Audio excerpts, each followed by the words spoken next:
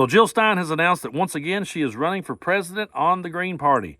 She said it's because Americans need more options. They need more choices than just the failed two-party system. Now, I don't have anything personally against Jill Stein. It's just that anytime someone says the name Jill Stein around me, I flash back to 2016. And I flash back to conversations I had leading up to that election with folks who were upset with the Democratic Party. And it was people on the left that was mad because Bernie didn't get the nomination. So they were mad at the DNC. They were mad at Hillary Clinton. They were tired of seeing Bushes and Clintons in the White House, and they wanted something different. And when Hillary became the nominee, they're like, well, that's it. I'm either going to stay home on Election Day or I'm voting for Jill Stein. And I said, when you do that, you're going to throw the election to Donald Trump. And Donald Trump is going to burn this whole thing to the ground. Well, good, man, let him. Let him go ahead. That'll show him. That'll teach him a lesson. I said, no, that's not what this is about. This is going to hurt a whole lot of people. We could potentially see the Supreme Court get stacked to the right. And when that happens, they're going to start taking away women's rights and human rights from all of us. Okay? So you have to look at the bigger picture here. Hold your nose and vote for Hillary Clinton, because voting for Jill Stein is only going to elect Donald Trump. Now, fast forward to this year. Earlier this year, back in July, I made a video talking about that very thing, talking about how the Supreme Court got stacked, talking about how the biggest mistake we made was not making sure that Hillary Clinton was elected president. I had people in my inbox, the same people that I argued with in 2016. I had the same people that I argued with in 2016 in my comment section saying, man, I really hate to eat a big plate of crow here, but you were right. I really hate to admit it, but you were right, and damn, I really regret I didn't vote for Hillary Clinton. And here we are, going into the 2024 election. There's a whole lot of people mad at Joe Biden. There's a whole lot of people on the left that are upset and threatening to stay home. And here comes Jill Stein. What is this, the movie Groundhog Day? Now, I realize for a lot of you that follows my content and watches my videos on a daily basis that what I'm about to say may sound repetitive to you. I would argue that the reason songs become hits is because they get drilled in people's head. So we have to continue to drill this in people's head, okay? I know a lot of you are upset with Joe Biden. I know a lot of you on the left are upset with him. And I know a lot of you out there would like to see more options out there. I would too. I would like to see more options as well. But right now, we have to look at what's in front of us. We have to take a look back at 2016 and see where we failed and see where we went wrong. We got to see the consequences of where we went wrong. We have to study those. And then we have to keep ourselves from making that same mistake again. We can't sit here and make the same mistake again, because this time the stakes are even higher. They stacked the Supreme Court to the right. If Donald Trump's reelected, he's going to do it again. And go look at what Donald Trump wants to accomplish in a second term. Go to his website and read it for yourself. Read Project 2025 for yourself, okay? And come back and tell me which one outweighs which. Yeah, Jill Stein may accuse Israel of war crimes. Yeah, Jill Stein may be calling for Netanyahu to be investigated. But how's that going to help you here at home?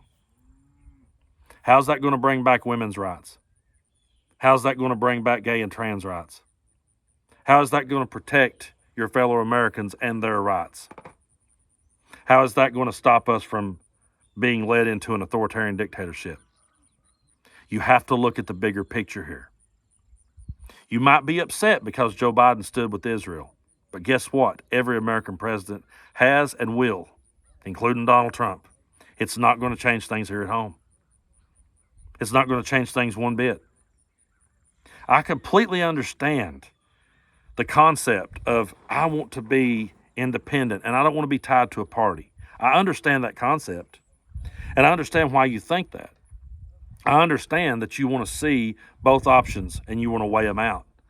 What I can't see is why you can't see just how lopsided this whole thing is. What I can't understand is how you can't see just how dangerous what's coming at us really is. I understand your desire to want more options, but it's not realistic. And people would say, well, when's it going to be realistic? I don't know. Not in our lifetime. A third party ain't going to work. People says, well, we got to try it eventually. Well, right now, we have to look at the bigger picture. And we're staring down the barrel of something much more dangerous. So we have to look at the bigger picture and we have to realize what we're up against. in 20, 30, 50, it might not even happen in our lifetime. One of these days, there may be 3, 4, 5 parties out there. You may have all kinds of options. But right now, voting for Jill Stein or any third party could potentially throw this thing over to Donald Trump. And the stakes are too high. They're higher than they were in 16. So if you're sitting back going, man, I really regret not voting for Hillary in 16, but boy, I'm sure upset with Biden today. Don't make that same mistake twice. There was people back then that said, well, man, I just can't have it on my conscience to vote for Hillary. I just can't have that on my conscience. And some of you may be going, man, I just can't have it on my conscience to vote for Biden. Well, how's it going to feel on your conscience when you're standing at the bedside of your daughter and she can't get the medical help she needs? How's it going to feel on your conscience when you're watching your gay and trans friends losing their rights and you see them being denied their basic right to live in this world? How's it going to feel on your conscience then? We have to look at the bigger picture. I understand your reasoning, and I understand why you want more options. But what I don't understand is Jill Stein.